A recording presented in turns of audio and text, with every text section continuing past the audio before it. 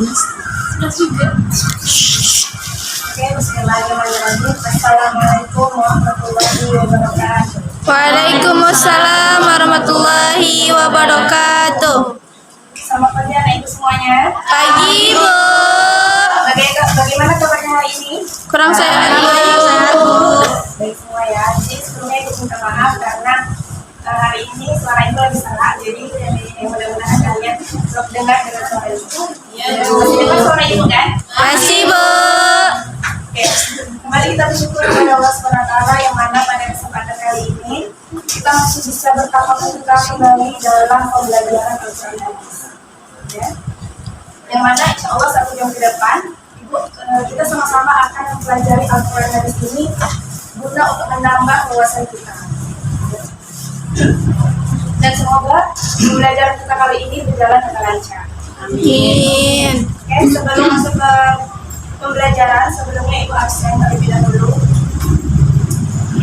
Ketika ibu absen, silakan bilang hadir ya. Ya, Bu. Yuwanila Pranesti, hadir Bu. Vivianti, Ya, Bu. Renal Panareska, Hadir Bu. Rizky Zulkarnain, Nur Dayani, Nur Aini Amri, Nur Risa, Misaul Rahmi, Hadir, Bu. Mulyadi, Muhammad Adrian, Muhammad Darhan, Muhammad Yunus, Lydia Pratiwi, Hadir, Bu. Imai Sahara, Hadir, Bu. Emrul Salim, Izin, Bu. Ermawati, Hadir, Bu. Dea Resmiata, Hadir, Bu. Desti Sarafiana, Ainul Nafiah, Izin, Bu. Arum Bermatasari. Hadir, Bu. Bu Rita, Bu. Srita Sari. Baru Bu.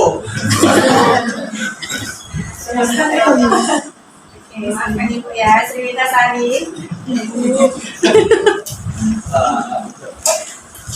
Oke, sebelum kita masuk ke pembelajaran, terlebih dahulu sebaiknya kita membaca doa. Oke, membaca doa dimulai.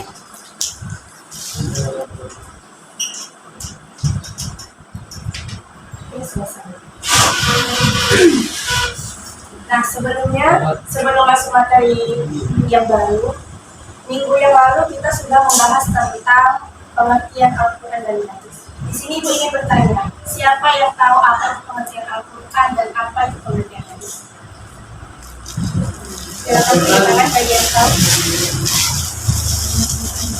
Ada yang tahu? Itu pembelajaran dasar loh. Al-Quran dan Firman hadis. Allah. Ya. Sedangkan hadis perkataan dari kekuatan dan betul. Betul. Boleh tepuk tangan semuanya. Ada lagi? Ada lagi? Dari ulama. Jadi yang dikatakan Reno itu benar ya. Al-Quran itu adalah perkataan atau ucapan Allah SWT yang mana diwahyukan kepada Nabi Muhammad SAW. Sedangkan hadis itu adalah segala apa yang dilakukan Rasulullah, perbuatan atau ucapannya itu adalah hadis. Jadi segala perbuatan Nabi, perkataan Nabi itu dikatakan hadis. Nah, jadi kehidupan kita ini itu bersumber dari dua itu tadi, yaitu Al-Quran dan hadis. Segala aturan yang ada di kehidupan kita ini dari hukum-hukum, aturan-aturan yang sudah ada di kehidupan kita ini sudah tercantum di kedua itu tadi, yaitu Al-Quran dan hadis. Nah, berhubung kita pelajaran tentang Al-Quran dan hadis, ibu ingin bertanya, siapa yang tadi pagi anak ibu membaca Al-Quran? Aja nggak boleh baca Al-Quran, Bu. Yang aku. Yang aku. Tidak ada semuanya ini, tidak ada yang baca Al-Quran dari pagi. Ada Bu. Tidak ada. Bukan gitu. Jadi sebenarnya kita sebagai umat Islam wajib untuk membaca Al-Quran karena pedoman kita itu bersumber dari Al-Quran dan hadis. Kita harus wajib mengamalkan isi kandungan dari Al-Quran. Nah, dan ketika kita ingin membaca Al-Quran itu harus sesuai dengan ilmu tajwid. Ya. Ada yang tahu ilmu tajwid itu apa? Jadi sebenarnya ilmu tajwid kita kan sudah dipelajari pada pembahasan waktu kalian MTS atau SD. Sudah pernah belum? Sudah. Ada yang tahu apa itu pengertian Al-Quran hadis? Ilmu tajwid? Ada. Nah, ilmu tajwid itu adalah ilmu membaca Al-Quran dengan makhraj itu huruf yang Benar. Di sini ibu akan mengajak kalian untuk mengulang kembali atau mengingat kembali pembelajaran kalian waktu di MTS. Ya. Sebelum kita masuk materi selanjutnya, ibu akan mengajak kalian untuk mengulang materi tajwid yang mana tujuannya agar kalian ketika membaca Al-Quran sesuai dengan kaidah ilmu tajwid. Makhrajul hurufnya benar, bacaannya benar. Karena kalau kita membaca Al-Quran dengan ilmu tajwid yang benar, kita mendapatkan 2 pahala.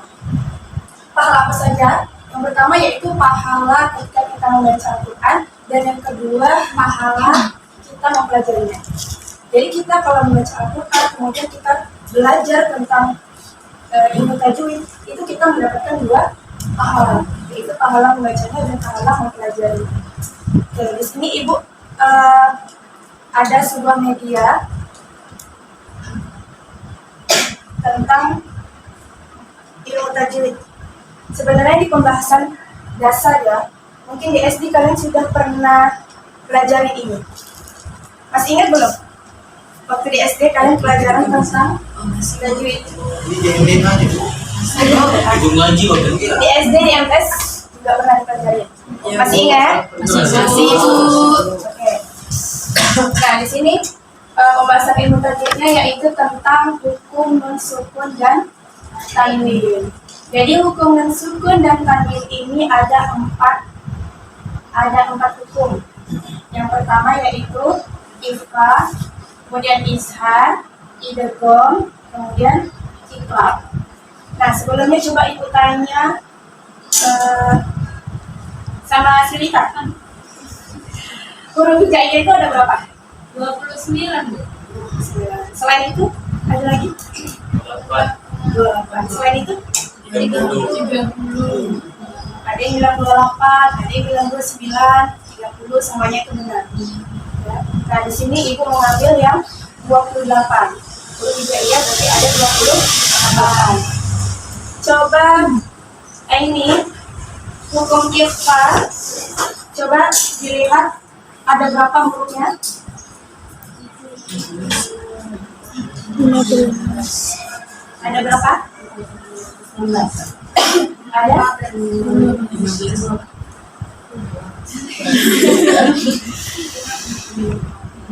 Ada 15. 15 ya, berarti untuk ikhfa itu ada 15. Ada 15. Kemudian ikhlas ada berapa? 1. Untuk izhar berarti 15 tambah 1? 15. Izhar ada berapa? 16 tambah 6? 21. Idgham ada berapa? Idgham terbagi menjadi 2, benar dan tidak benar. Ya, dan 6 di benar 4, tidak benar 2. Jadi semuanya jumlahnya berapa? 28. Jadi dari huruf hijaiyah yang 28 itu sudah termasuk dari 4 macam hukum nun sukun dan tanwin ini. Yaitu ikhfa, izhar, idgham, dan juga izhar. Nah, caranya, maksudnya bagaimana?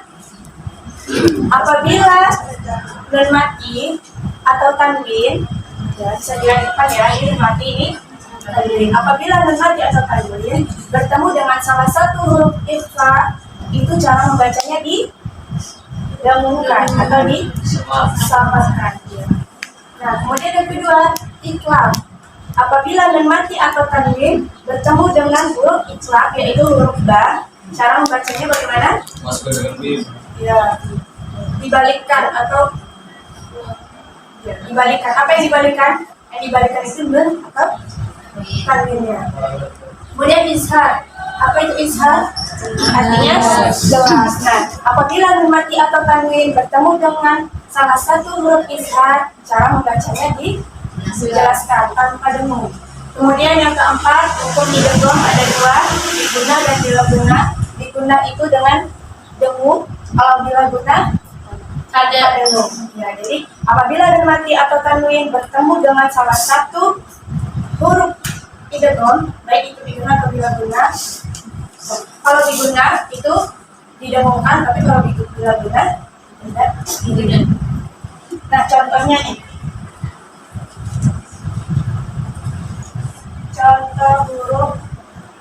Contoh hukum ikhfa. Ini hukum ikhfa ada berapa? Kita hukum ikhfa ada berapa?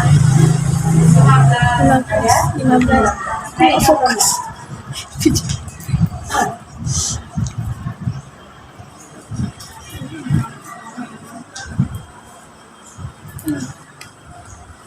Jangan lupa. Yang tebal, Mak. Kurang tebal, Bu. Tulisannya kurang tebal, Bu. Tulisannya kurang tebal, Bu. Nampak, Bu. Nampak, Bu. Imai. Ya, Bu. Coba ini apa bacaannya? Wa antum. Nah, di sini ini adalah hukum yang ada di dalam kalimat ini adalah ishar. Ikhfa. Apa buktinya? Nun mati bertemu dengan seperti yang sudah dijelaskan tadi. Kalau ishar itu bacanya Ikhfa. Ikhfa bacanya sama disamakan. Wa antum bukan Wa antum. Kemudian yang kedua ikhlas. Contoh ikhlas.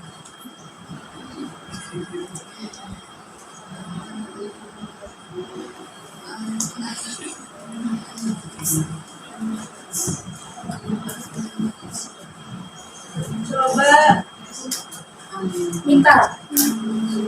Apa bacaannya? Ambi'ahum. Ambil aku. Nah, ini adalah hukum Ikhlas. ikhlas. Atau buktinya dan mati bertemu dengan ba. Tidak paham semua ya sebenarnya. Nah, di sini coba ibu ingin dua orang laki-laki atau perempuan untuk maju ke depan. Untuk maju ke depan memasukkan media yang sudah dibuat. Di sini ada potongan-potongan ayat. Kalian masukkan sesuai dengan hukum yang ada di depan ini. Bisa dimengerti? Bisa, Bu. Coba ibu mau deh maju. Kemudian dijelaskan ya apa hukumnya dan apa tandanya. Lihat tidak? Ya, lihat. Apa bacaannya nanti ini? Itu hukum apa? Lihat tandanya. Lihat, kalau nun mati atau tanwin bertemu dengan salah satu huruf yang empat ini, berarti belum paham ya? Dia kamu juga Bisa ulangi. Oke, silakan duduk lagi. Ibu manggil. Ini aja. Silakan ambil kemudian masukkan sesuai. Coba jelaskan ke kawan-kawan. Itu bacanya apa?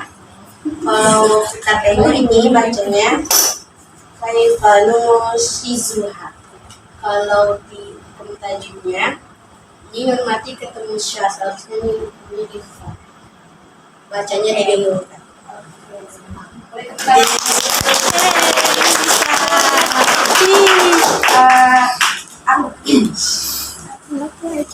yang laki-laki, Bu. Apa aja, Bu?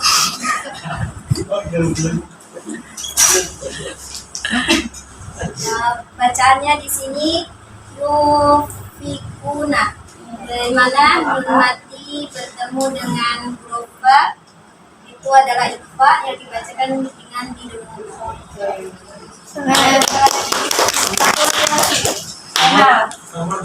Kenal.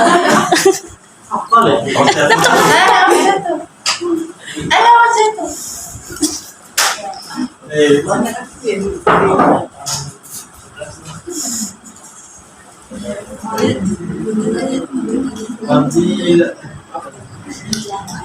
Nabila Habib wa Tab.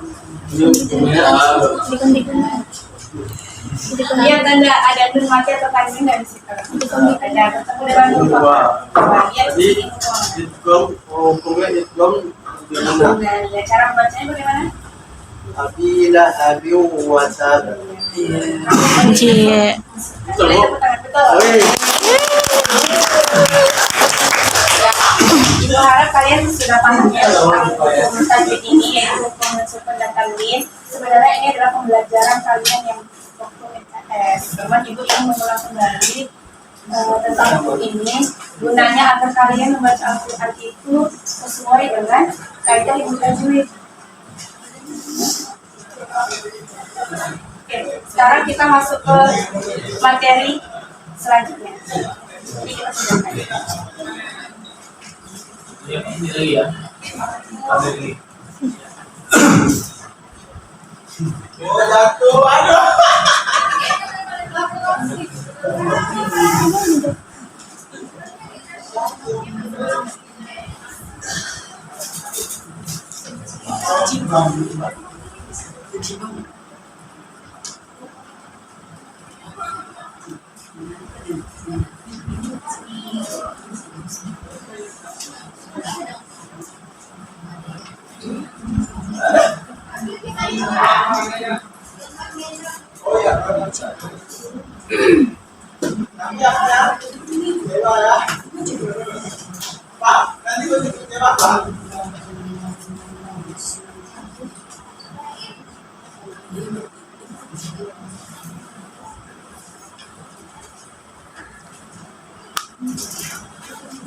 anak ini semua bisa lihat ke depan, ya, seperti yang telah dibuat.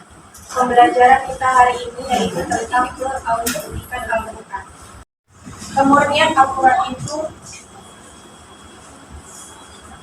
itu memang terjaga kemurniannya dari sejak zaman Nabi Muhammad sampai ke zaman kita ini, ya, kan sudah lama tuh, sudah berabad-abad. Al-Quran itu tetap terjaga kemurniannya, tetap terjaga keasliannya. Tidak ada satu orang pun yang dapat mengubah Al-Quran. Siapapun itu, orang yang pintar di dunia ini, orang yang paling pintar, orang yang paling jenius di dunia ini, tidak akan bisa mengubah isi Al-Quran. Walaupun orang yang jenius ini mengajak penolong-penolongnya untuk mengubah isi Al-Quran, itu tidak akan bisa, karena Al-Quran itu memang sifatnya asli dan dapat dipercaya. Sampai sini bisa dipahami? Jadi itu ya maksud dari autentik. Kemudian bukti dari keautentikan Al-Quran. Coba silakan Imai dibaca poin yang pertama. 1. Ditinjau dari kemukjizatannya. Kemukjizatan hal gaib, seperti mengungkap kejadian masa lampau yang tidak diketahui lagi oleh manusia. Contohnya seperti peristiwa tenggelamnya Fir'aun dan diselamatkan badannya. Oke. Nah, di sini dari segi isi kandungannya, untuk poin yang pertama, Al-Quran mengungkapkan banyak hal gaib. Nah, maksudnya gimana? Hal gaib tersebut di sini dicontohkan tentang tenggelamnya kaum Fir'aun ketika mengejar rombongannya Nabi Musa.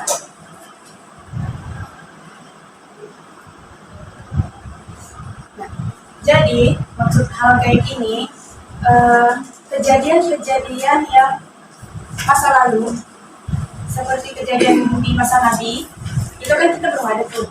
Nah, tapi sudah ada dicantumkan di Al-Quran. Kita yang hidup di zaman sekarang ini, itu kita bisa mengetahui kejadian atau sejarah-sejarah yang luar biasa di masa Nabi. Ya. Itulah maksudnya Al-Quran mengungkapkan banyak hal gaib. Jadi, walaupun kita hidup di masa sekarang, kita tahu kejadian-kejadian di masa Nabi, yaitu kemujizatannya, kemudian kejadian-kejadian yang luar biasa di masa zaman Nabi dulu. Contohnya di sini seperti peristiwa tenggelamnya Fir'aun dan diselamatkan badannya. Seperti contoh, seperti gambar yang Anda bisa lihat di depan.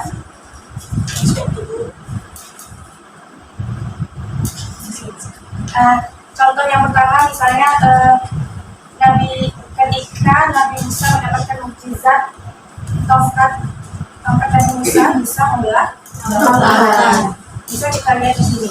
Nah, setelah Nabi Musa mendapatkan mukjizat tongkatnya itu bisa dipukulkan ke lautan, terbelahlah lautan itu, kemudian Nabi Musa dan rombongannya bisa lari dari lautan tersebut ketika dikejar oleh kaum Fir'aun. Nah, setelah rombongan Nabi Musa itu lewat, masuklah pasukan Fir'aun ke jalan lautan itu tadi. Nah, setelah mereka berada di tengah-tengah lautan tersebut, Allah menenggelamkan kaum Fir'aun, ya, karena mereka memang orang yang sangat ya, orang yang sangat jahat, orang yang sangat kejam. Saat itu mereka Fir'aun itu mengaku sebagai Tuhan, di mana warga-warga saat itu disuruh untuk menyembah Fir'aun.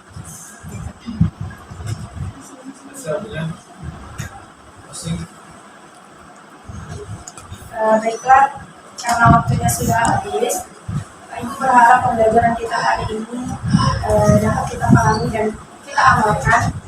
Mudah-mudahan ke depannya kita bisa mengambil pelajaran dari sejarah-sejarah Nabi yang terdahulu. Nah, di sini Ibu ingin kasih tugas kepada kalian semua, yaitu tentang, bisa ditulis di buku? Bisa. Coba cari ayat-ayat tentang Al-Quran. Kemudian carilah hukum tajwid dari ayat yang kalian cari. Hukum tajwidnya itu hukum sukun dan tanwin. Ya, kita bagian dulu. Coba.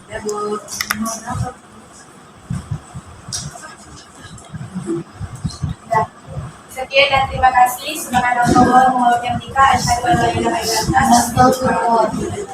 Assalamualaikum warahmatullahi wabarakatuh.